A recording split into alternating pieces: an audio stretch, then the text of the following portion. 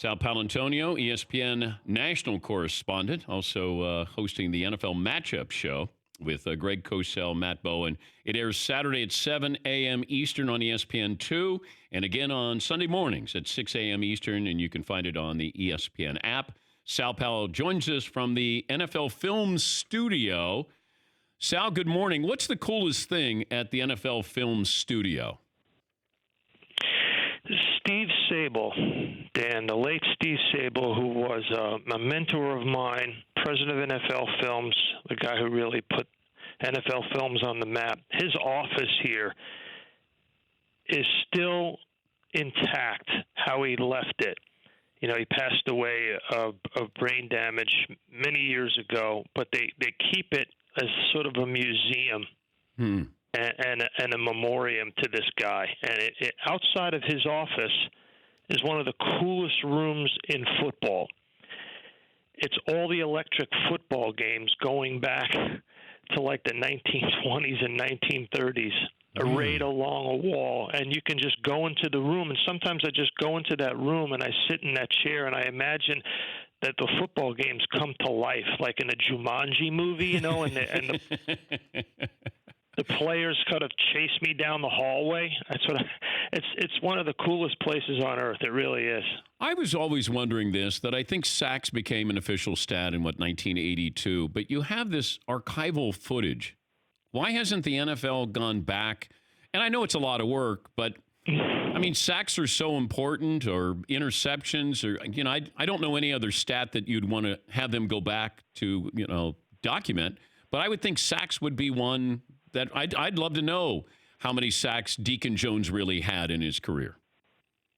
Yeah, I'd like to know how many sacks Andy Robustelli had, or Jim Catkavage, or Sam Huff. Yeah. I mean, you know, let's go back in the day and find out how many, you know, when Tom Landry invented the 4-3 defense of the New York Giants in the 50s, one of the things that they did in that 4-3 defense was attack the quarterback in a way that they never done before. I'd like to know what kind of sack percentage the New York Giants defense had against the Cleveland Browns in the 50s. That'd be fun. All right, the game this weekend with the Eagles and the Cowboys, the importance of this game for both teams is what? Well, the importance for the Cowboys is real simple. You got to stop the bleeding. You're on a 3-game losing streak. You're at home. You're on Sunday Night Football. You're on primetime television. You're against your division rival. It's the biggest game of the year here in Philadelphia. It's Cowboys week. Eagles are coming to town.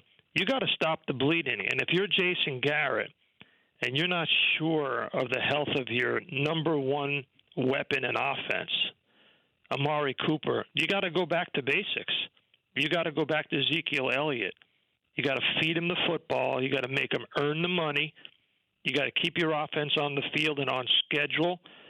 Run the football with Ezekiel Elliott. Throw it to him. Create matchups that are favorable to you on the Eagles linebackers, which is pretty easy to do. Some teams have already shown the ability to do that. And I think that's the key from just a football standpoint. You got to generate some confidence and production on offense using the running game and keep Carson Wentz off the field. As for the Eagles, I think it's real simple. What has been their biggest problem? They've given up 13 touchdown passes. And that's you know, the Patriots have only given up 1, Dan. The Eagles have 13. I mean, the only teams that are worse are Arizona, Miami, Washington, Atlanta, teams like that. That's not – you don't want to be in that company. So they have to keep stuff in front of them. And, again, without Cooper on the field or without a healthy Cooper, that should be easy. You know, Stephon Diggs is not going to be on the field. Thielen is not going to be on the field. That should be a lot easier. When you run your offense primarily in the passing game through the tight end, as has happened for both these teams, the offense becomes very pedestrian. Zach Ertz is one of 8 tight ends that leads his team in receptions, but he's 15th in yards after the catch among tight ends. That's pedestrian. Same thing with Witten. Witten's 22nd in the league in yards after the catch. If you run it through your tight end in the passing game, it's hard to have those big chunks of yards and explosive plays. And that means your offense has to be super, super efficient because you can't make mistakes. What is the confidence level, do you think, of Carson Wentz's teammates in him? Very, very high. I'm around that team a lot, and I've been around Carson Wentz since the day he was drafted. He's thought of extremely highly. Carson Wentz is the consummate teammate. He's a super hard worker. You know, all that talk last year about him being selfish is a bunch of baloney. Yeah. It really is. And you talk to players, they say, his truck is the first one in the parking lot each and every day. Is he different from Nick Foles? Of course, they're different people. Carson Wentz wants to know exactly how everything works all of the time. Nick Foles, you hand him the game plan and say, run this, and he's like, okay, gotcha. But Carson Wentz wants input. And so I think there's some of that personality difference that was interpreted improperly, in my view. I think he's really well regarded. And let's face it, his numbers are down because the Eagles lead the NFL in drops, Dan. We're talking to Sal Paolantonio, ESPN NFL reporter. I had dramatic pause there before I reintroduced you. I was letting that statement breathe just a little bit, so just to let you know. That was NFL film style. Can you see the Chiefs doing, Andy Reid well. Could you see Andy Reid going outside the organization to bring in a quarterback, depending on the extent of the injury with Mahomes? Definitely not.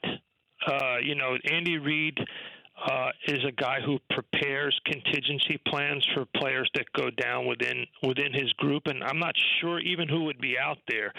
I think for the Chiefs, now they can't rely on the pyrotechnics every week. The no-look passes and all that. They got to go back to basic football. You got to run it when they think you're going to pass it, and you got to pass it when they think you're going to run it, and you can be successful. And Steve Spagnuolo's got to hold up his end of the bargain, right? You can see what's happening in the rest of the NFL. Bill Belichick's defense has given up a ridiculous 8 points a game. They're on a historic run right now. Why? Because he's playing man-to-man, lights-out man-to-man defense.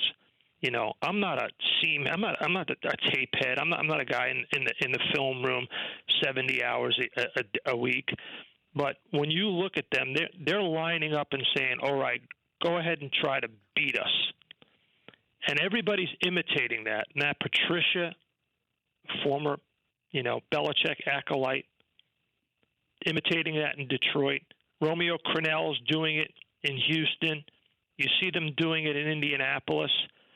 You see them trying to do it here in Philadelphia, but they don't have the horses. Why are teams going man-to-man, Dan? Because the ball is coming out of the quarterback's hands at an alarmingly fast rate, historically fast rate. You have 19 quarterbacks now in the NFL. Snap to release under 2.5 seconds. The ball's coming out of the quarterback's hands so quickly that if you're not up on the line of scrimmage, disrupting the routes of the wide receivers and tight ends and backs, you're going to lose. You're going to lose. And Belichick has perfected it. And I think that's what the Chiefs need to do. They got to look at what they're doing defensively, man up, and play tougher defense at the line of scrimmage. I'll leave you with this. The second best team in the AFC right now is? Wow. Yeah, because, you just lost the MVP, right, in Kansas City, the reigning MVP. So it would have been easy this morning to say the Chiefs and Patrick Mahomes and Andy Reid, but you can't say that right now. So I'm going to say the Baltimore Ravens. Okay. Even though they lost that ridiculous game at home to Cleveland, and I was there and I covered it, and I couldn't believe it happened. The Ravens have something that you can take on the road in October, November, and December. That is, they can run the football. And they can run it in a way that's scary, right? When you have to dedicate a hat on defense to Lamar Jackson evacuating the pocket and getting on the run, you got to account for him as a runner. That changes the equation. It opens up everything for everybody. And that's why you're seeing Mark Ingram have a second act in Baltimore, and why you see the line what it is. It's close game. It's tough to go up to Seattle and beat a hot Seahawks team right now, where Russell Wilson is on everybody's MVP conversation list. But I think the Ravens are right now the second best team in the AFC. Good to visit with you, Sal. Thanks for joining us. Have a good weekend. Thanks, Dan. That's Sal Paolantonio, ESPN national correspondent. For more Dan Patrick Show, tune into Audience Channel 239 on DirecTV. Stream for free on BR Live or download the Dan Patrick Show app.